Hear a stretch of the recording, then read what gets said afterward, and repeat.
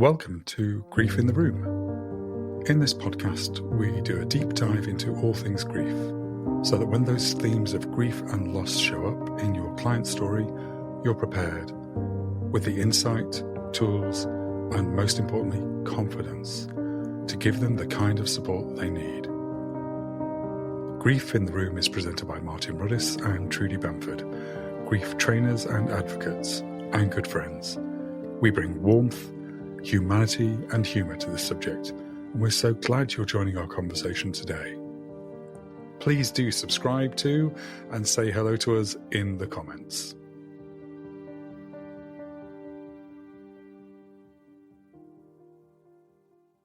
So today we talked about you'd like to do something about rumination. Good. So we were going to be talking about neurodivergence of grief today in this episode, but we have diverted from that because this topic that we're about to talk about follows on so beautifully from the dual process and the grieving brain episodes, and we're going to be doing probably a two-part episode about neurodivergence coming up in the next month or so. Why rumination? It is something that regularly comes up with clients, and also because when you presented some training recently on bereavement by suicide, you brought in some new material about rumination, which has piqued my interest. So I think it would be helpful and interesting, and see where it takes us to explore that today. So more specifically, when I brought in new material on rumination, I actually led with an apology and said these slides and this show is amazing, but the ones that aren't, the ones that are new material that I'm testing myself, they've not been done by Trudy and they're not so visually, graphically amazing, and they're on rumination. I think they were my exact words when I introduced it, to be honest with you. Well, this is true. I had not green-lighted it. You had not green-lighted it. I didn't have sign-off. My interest in rumination was piqued when we were collaborating with Stroby and Schutt.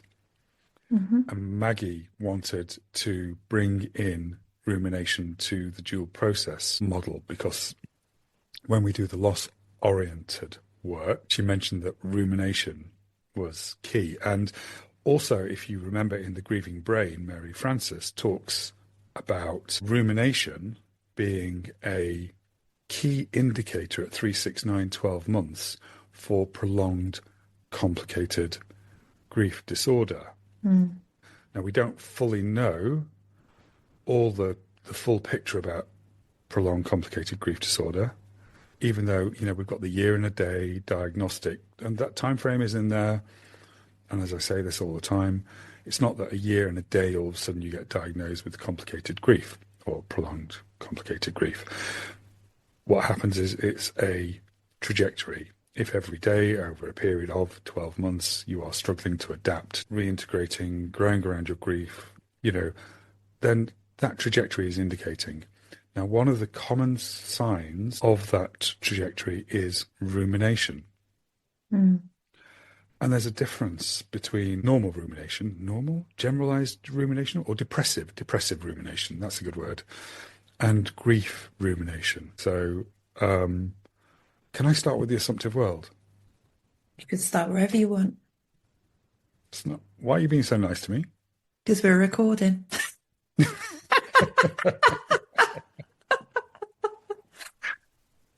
I'm just not going to say I'm not used to it, but you know, if the cap fits. Just enjoy it while it lasts. Well, I'll enjoy it while we're on camera. Even though this is going to be just an audio recording, obviously. Okay, so what I'd like to do, I'd like to bring it back to the assumptive world, because again, as grief storytellers, this is really super important to us. So we know that the more sudden and shocking the loss, the bigger the amplification of our grief can be. Why? Well, we know why. Because of the brain. Gone, but also everlasting. That conscious knowledge that they have died, and that implicit knowledge that they'll be here forever. That's what the brain's doing, that mechanical rewiring process. So we know the more sudden and shocking, the clash of that conscious and implicit knowledge is significant. Now, that's why the grief amplification is there.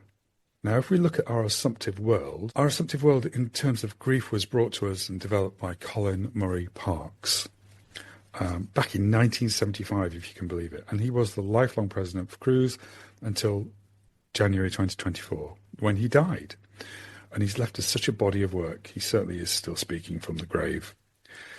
He worked on Mary Ainsworth and Bowlby's theory of attachment. And his assumptive world theory is that when we're small people, we develop this world, a set of assumptions, a set of beliefs that we maintain and develop, and we use it to refer to plan, to act, and make key decisions of. So, for example, and I know in our slides we use a picture of a small, if you give a child a pack of crayons, they'll draw this house, 4 windows, a door, and flowers and sunshine and so on and so forth. This is the assumptive world as a child. As a child, we will be loved, we assume. We'll be cared for, looked after, watered, fed, go to school. We'll grow up safe. This is our assumptive world. We'll be healthy, we'll be well. We'll go to college perhaps, or university. We'll get a car, a job, a partner, a relationship of our own, and we'll carry on through our world like that. When trauma and shock come into our world, in terms of grief, let's keep it grief, because trauma is very common and it is very shocking, primarily because of our assumptive world. Our assumptive world can be shaken. It can be wobbled. If the death is very sudden and very shocking, like, for example, road traffic crash, drugs and alcohol, murder, bereaved by suicide, it's been described as our assumptive world is shattered and it's like walking on glass, because all of a sudden we're not feeling psychologically safe anymore. And I think about this sometimes, if not in terms of death, in terms of a house invasion. Our house is our castle. And if you're in your house and you're burgled and you meet your burglar, that's a very, very scary thing. Because our assumptive world is, I'm safe in my house. I can go to sleep at night. I feel protected. So that's our assumptive world. With that comes an energy in its own right when that assumptive world is shattered. So we know that with trauma, it's not the actual event, it's the wound that it leaves. And we can start to then ruminate a lot. Some of the things, especially when it's more sudden and shocking, why did this happen? Why did it happen to me? What bad thing did I do? Why didn't they tell me? Why didn't I notice? And, we can carry on. Why didn't I make that phone call like I usually do? Why didn't I go and visit them? Why didn't we go out for that drink? And then we start to think as well, if only I had, if only they had. And those if onlys and whys, or the if onlys in particular, are very much counterfactual. These, if only I had, if only they had, and that could be, if only we'd have done more exercise, if only we hadn't have drank so much, if only we had got our steps in every day. This counterfactual thinking, as Mary Frances says in The Grieving Brain, in her writings and talks, the other part of that sentence is always, they would still be alive today. And that rumination just continues and it builds pace. There are two key things that are going on here, especially in the context of traumatic loss, as you've already referred to. Mm-hmm. One of them is that it gives us a false sense of control. Yes. So while we are fully invested in playing the what if game, mm-hmm. and if I had just done this differently, if I'd made them go to the doctor sooner, if I'd called them that night, if I'd come home early from work that day, while we're playing that what if game, we are giving ourselves a false sense of control. And that sense of control is very much needed after a sudden shocking death that has shattered your assumptive world, because your control has been taken away.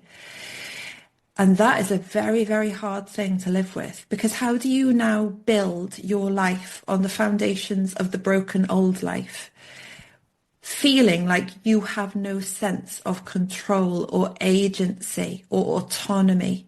How do you do that?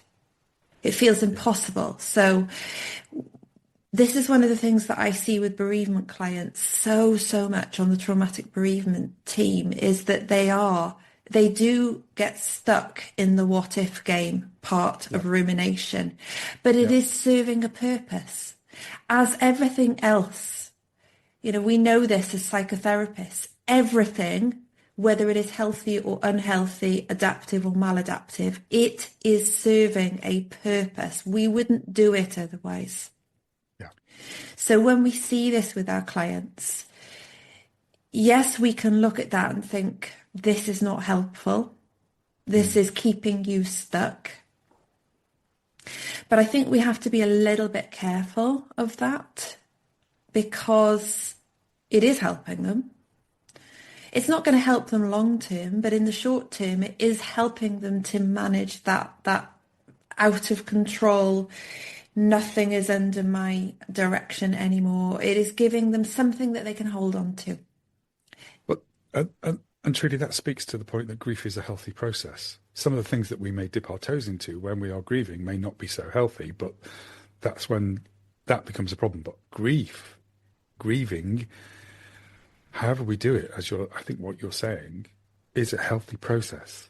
Yeah. In a moment in time. And, especially after these traumatic losses, it's like they are trapped in a whirlpool of water and they are holding on to, maybe the one solid thing that they can hold on to. They need to hold on to something. So they're going to hold on to the rumination. They're going to hold on to the what ifs. They're going to hold on to the counterfactual thinking because it feels like the only thing to hold on to. So what we are coming in and doing is saying, I see you holding on to that. I see that is helping you right now, but I'm going to lower you a rope and I'm going to need you to let go of what you're holding on to and hang on to this rope because this is how we're going to move forward with this. And that's scary. It's very scary, but I do want to be very, very clear about that. From an outsider point of view, you may be looking at that person who a year, 2 years on is still lashing themselves with the what ifs. This is my fault. I knew that they was depressed. I knew that they were struggling. I'm the reason that they actually ended their life. They're holding on to that. We may look at that and think, this is why you are in so much pain. I've got to get you out of this. It is important, though, for us to acknowledge that that has served a purpose. It's not going to serve a purpose long term, but it has served a purpose for them. Otherwise, they wouldn't be doing it. And the second part is that rumination is normal. It's normal in grief. It's normal in life when we're dealing with anything that's difficult or distressing, because basically, bottom line of it is we're just trying to make sense of stuff. And this is what we do as human beings. We make sense of stuff. We tell ourselves stories to make sense of things. Sometimes those stories are false. Sometimes those stories are true. But we are just trying to figure it out. We're just trying to make sense of it. So again, particularly after a sudden shocking loss, when nothing makes sense, we are going to really get stuck into that rumination because we're just trying to make something make sense. So, on that point, I love what Strobe Maggie said in terms of there's two theories: response styles theory, and that states that rumination is a maladaptive confrontation strategy, and that perpetuates the distress by increasing the negative cognitions. And then there's rumination as avoidance hypothesis, and that holds that rumination may serve to avoid painful aspects of the loss, thereby hampering adjustment to the bereavement. So they're both coming from similar angles, but actually the rumination as avoidance hypothesis has a different treatment outcome or protocol, so to speak.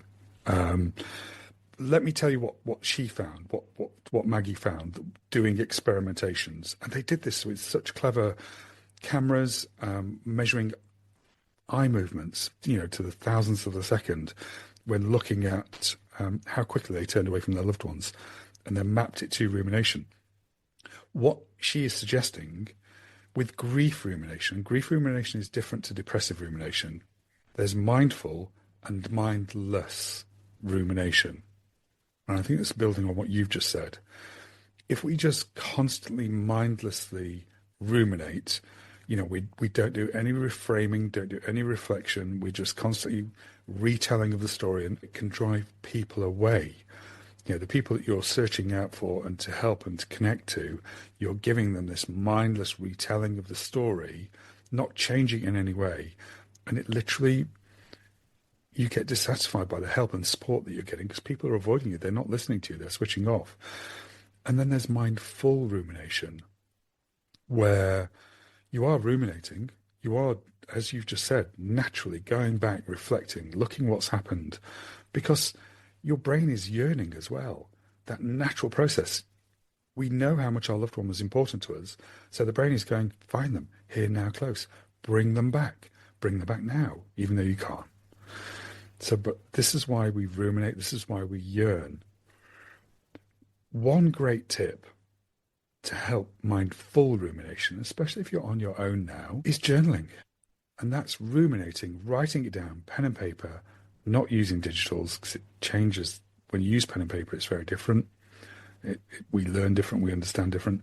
And actually writing down your rumination, and that will allow you to reflect. Because when you read it back and you keep on reading it back and you write it down, asking yourself even 1, 2, or 3 very simple questions, we know that journaling can really significantly alter that rumination process, which is huge. So what we're saying then is that rumination is not something that needs to be stopped. It's something that needs to be used as a tool. Yeah. And what is coming up for me, and this is something that we have not yet really even touched upon in any of these podcast episodes, but our audience is going to be like you and me. They are going to be coming to this from very different therapeutic backgrounds, and so Sure. will have a very different take. And I am aware, as we're both talking about this, that our approach to this in a client is going to be slightly different, because you are behavioural therapist, I am humanistic therapist. So whereas you would be more active in your interventions, my modality and my belief is that if you give people the support, they will be able to bring themselves out of the broken record. They just need the support. So mine would be a little bit less direct in terms of intervention or direction in any way. So I want to acknowledge that as well, because as people are listening to us, depending on their modality and their training, they are probably going to be hearing this through that slightly different lens. But the bottom line is that rumination, whether we're the ones giving them the tools or we're helping them to discover the tools for themselves, rumination can actually be a very, very helpful tool in the grieving process. Well, it's interesting because Maggie's rumination as avoidance hypothesis, the treatment protocols for within her theory and from her experimentation is cognitive and behavioural. And the research is telling us that all of the cognitive behavioural therapies help significantly with prolonged complicated grief disorder. What I would respond to that is that all therapy would be helpful if it is based on genuine understanding of the grieving process and what people need.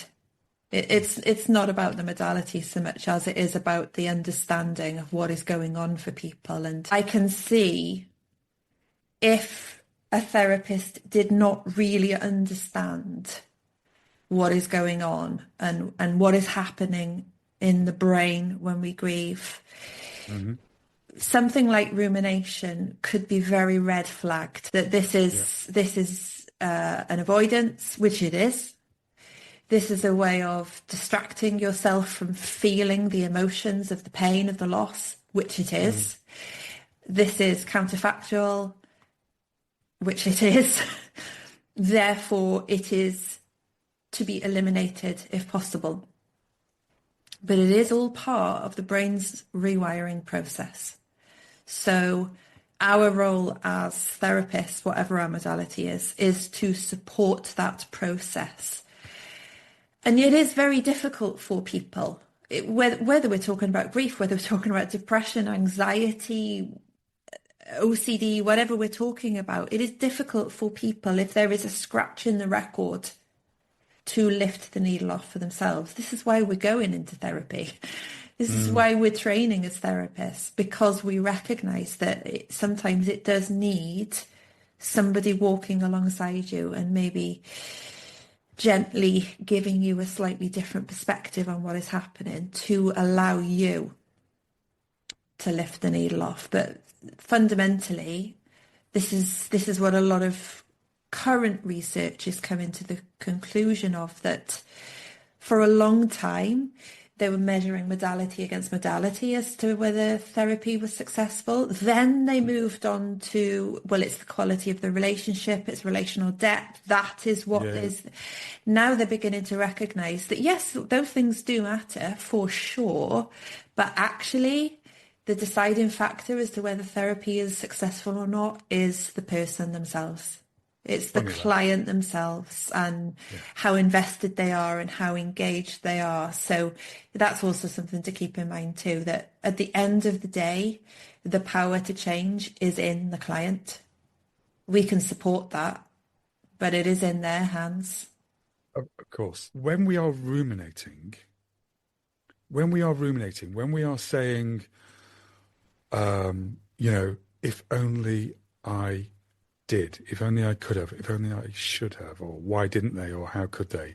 So with this constant rumination that's coming to visit us, what's really painful, that pain is amplified, or that difficulty or disturbance is hugely amplified by the world. So the world, generally speaking, there's two mindsets. There's prevention and postvention.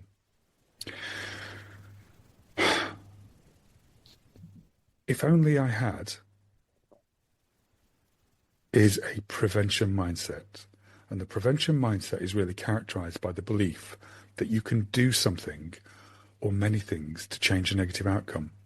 When it comes to bereavement and the death of a loved one, we can't fix people. We can't make them alive again. They've died. But that rumination is a very big prevention mindset.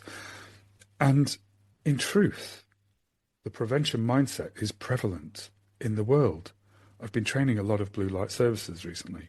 The police will tell you, don't leave your valuables on your car seat, lock your door. The fireman will tell you not to play with matches, don't overload your blood sockets. The NHS will tell you don't drink too much, don't eat the wrong foods, get certain amounts of exercise in, make sure you get your steps. All prevention messages. And the underlying message is, if you do that, you will be safe. It's reinforcing our assumptive world. You will be safe. Wear your seatbelt and you will be safe. The sad thing is, this is latent knowledge. It's just there, and we all know when we're doing things wrong, the effect that it could potentially have. When someone's died, and that assumptive world is creaking or broken or shattered, well, I wore my seatbelt. They wore their seatbelt, but they weren't safe. They weren't kept safe. The outcome wasn't what was promised. All the great charities, cancer prevention, suicide prevention.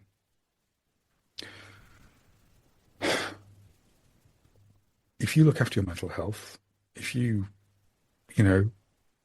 eat the right things, you won't get cancer. Or, if you keep in touch and be open and more vulnerable and talk, no bad thing will happen to us. This is all prevention. This is all prevention mindsets. If we've been bereaved by suicide or cancer or whatever it may be, and we attend a conference and we get this prevention message, and we are bereaved by the nature of, then it's going to hurt. Say that sentence again, because you froze. This is just going to hurt. It's going to amplify our rumination. if I'm hearing a message at a conference of suicide prevention or say cancer prevention, and they're talking to me and telling me, do this, do that, do that, do that, and you'll be okay, but I'm not okay because I've been bereaved and I'm grieving, it's going to amplify my guilt. It's going to amplify that guilt loop, because that prevention message is, I'm almost blaming myself. Well, why didn't I do that? Why didn't I do that? I could have done that better. I could have done more of that. So that's prevention. That's the prevention mindset. Okay. And the opposite of that is the postvention mindset. And I'm keeping this very high level. But with a postvention mindset, the person locates themselves psychologically and emotionally after an event has happened. And in this terms, we're talking death, the death of a loved one. And that's a radically different headspace. And it's focused on moving through what's happened that can no longer be prevented or changed. We know from Mary Frances, the brain will pile on the guilt, the shame, the remorse, the regret. It'll pile on everything apart from they've gone. They're dead. They're not coming back. So we'll go through everything else and hold on to that for dear life, as opposed to acceptance and surrender. And acceptance and surrender is within the postvention sphere, but it takes time to get there. And, we've heard of acceptance. Elizabeth Kubler-Ross, the fifth stage, acceptance. Before we get to acceptance, there's lots of little acceptings in the moment, every day, in every way. Just, it's a mountain of acceptings before we get to acceptance and surrender. Acceptance and surrender generally are, speaking, the only answers we're going to get to those 4 o'clock in the morning questions. Why did they? How could they? Why didn't I? Why? The problem with the word surrender, though, is that it sounds like giving up. It can be interpreted like that, for sure. And healing, surrender, there's lots of inference to all these words. So, yeah. And if ever you hear anything that myself and Trudy say and you don't agree with, or it upsets you, get in touch with us. Let's have a chat. So that postvention mindset is literally after the event has happened. They have died. I had a interesting conversation with someone who was teaching me last weekend. Someone that's been bereaved by suicide, they're in a forever bad space. They're changed forever, and there's no coming back. They were the words that were used. And it's like, well, hang on. I work with, on a daily basis, some incredible people. Alice from Ripple, Stephen, Baton of Hope, Michael, Baton of Hope, Stephen, Jordan's Legacy. These people were bereaved by suicide, their children or their siblings. And they are working within that postvention mindset. They have to be, because they're running the conferences. They're running the suicide prevention education charities.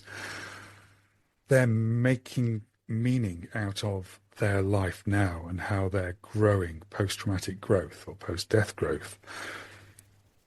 They're telling their cautionary tale, but they're operating from a postvention mindset, even though, we're all talking prevention, talking mindset here. So they've got a preventative message, but they're operating from a postvention place. They have to be, or they wouldn't be able to operate at all. And postvention is really not intervention. Intervention is the suggestion that you can go back and change something. We can't change this outcome. So let me ask you a question then, Martin. Are we saying here that it is an either or, your prevention mindset or postvention mindset? I'd not thought about that. But as you say that, the dual process model swings to mind.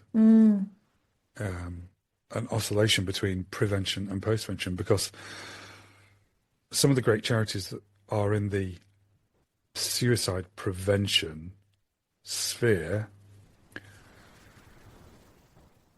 we recognise and we know that postvention, all those charities have been created and founded by people who've lost someone to suicide. And, they're meaning making, and it would be easy for me to say, well, they're operating in a postvention mindset, but I'm pretty sure, because of the nature of grief, it would be easy to swing between prevention and postvention. At, I'd, you know, it's a great question. It's a great And question.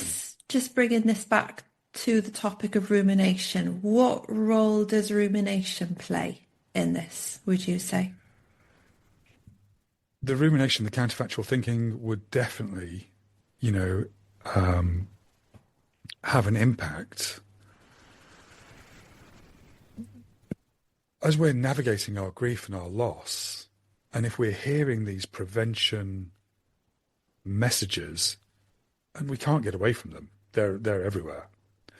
All the, you know, LinkedIn, socials, these prevention messages are huge. If we have counterfactual thinking and we're ruminating and we're seeing and bumping into these prevention messages, it will probably have, it could have a negative impact. It could be reinforcing of them. You know, why didn't I do that? Why didn't I do more? You know, it could really reinforce that rumination, that damaging rumination, that mindless rumination. And that the well-meaning therapist, volunteer, you know, accidental affirmation could happen as well. You did the best you could. You'll never know if you could have saved him. So perhaps it's not helpful to think that way. That's just amplifying the looping guilt. And of course, it's really important to acknowledge that in rumination, it isn't always self-directed blame. For a lot of people, it's externally directed blame. This is something that I see a lot with my clients. It was the hospital. It was the friends that dragged them down. It was the police that didn't do welfare checks. Rumination can become externally focused, and you know, we don't have time to go into this today, but I can't help but think of the transactional analysis quadrant, where the four options are: I'm okay, you're not okay. So that would be very much the external blame. It's not my fault, but it's their fault. I'm not okay, you're okay. That is the completely self-directed blame, isn't it? I let them down. It's completely my fault this has happened. I'm not okay, you're not okay. So I'm not safe, the world's not safe. We're all to blame. It's everybody's fault. Or the place that we want our clients to get to. I'm okay, you're okay. I did my best. I could not have prevented this. But also, nobody else is to blame. This has happened.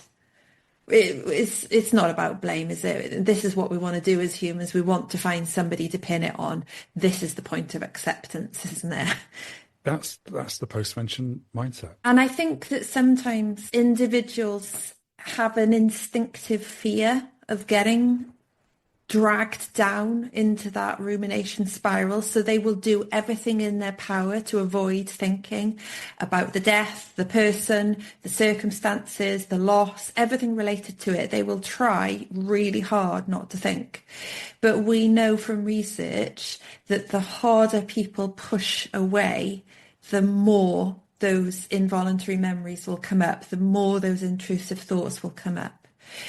So that fear of rumination, it becomes a loop then, where they really will get sucked into out of control rumination. So that's something that we can do as therapists is demystify it, that it is not something to fear, or it is not something that is going to break you. I think people have this fear, don't they, that if they allow themselves to reflect, they will crack open and nobody will ever be able to put them back together again.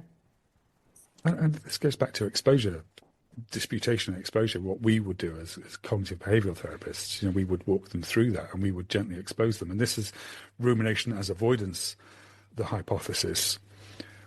That kind of exposure to it, very in a controlled and held way, helps desensitize and demystify, and it helps them reframe that. Whereas the other one, the response styles theory, says, similar to what you've just said as well, or touched on, not said,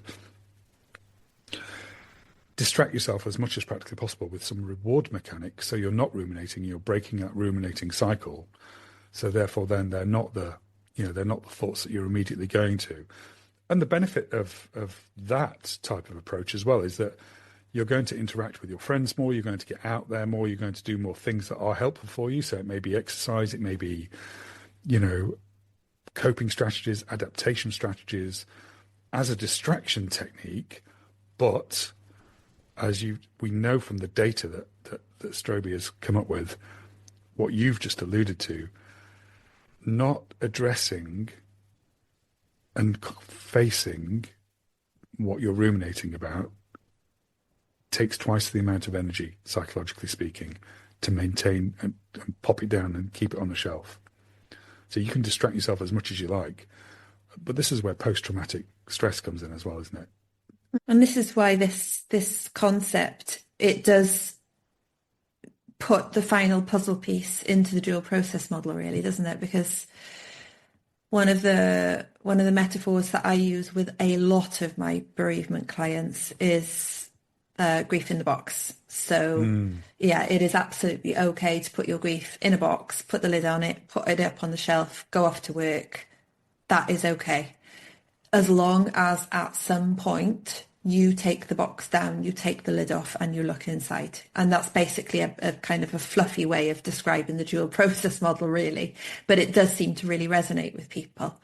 Yeah. And this is what we're saying about rumination, really, isn't it? That it's not something for us to fear as therapists. It's not something for the clients to fear, but it is something that needs to be taken control of. Otherwise, it will control us. 100%. And I think this has been a really useful episode for me personally, because I will absolutely hold my hands up and say, after reading Mary Francis's book, where she talks about rumination as being that avoidance technique, when you started bringing in some of the material from Maggie about it actually being a helpful thing if it is mindful, I did resist that. So looking at both sides of it, it makes a lot more sense to me now that yes, it can be the avoidance, it can be something that keeps people stuck. It's just a question of channeling it and directing it and the choices that you're making. But also, I do want to add a caveat to that, which is that we know grief is a process. And it's a process that takes time, and it's not reasonable for us to expect people, particularly in the earlier stages of grief, to be able to control the direction of their thoughts or how they handle things like this. So whilst we can have this understanding, and it's important for us to, it is also important for us to always be more patient with people than perhaps is natural for us. But yeah, I mean, this is the nature of grief work as well, isn't it? I mean, as any therapeutic work, but particularly with grief, there's no one way, there's no one approach, there's no, from us, and there's no one approach for the person that's deep in their grief as well. I mean, but they have come to us, and that is really important for us to remember. Yep. There is some part of them, even if the part that is speaking to you each session sounds 100% stuck, there is some other part of them that is ready for change. Otherwise they would not be in the seat. There is always a healthy part. It's just sometimes its voice gets drowned out by the pain. But it's there, and that's the part that we will be trying to reach and trying to strengthen and trying to work with. Thank you for joining our conversation today. This episode of Grief in the Room was presented by Martin Roddis and Trudy Bamford.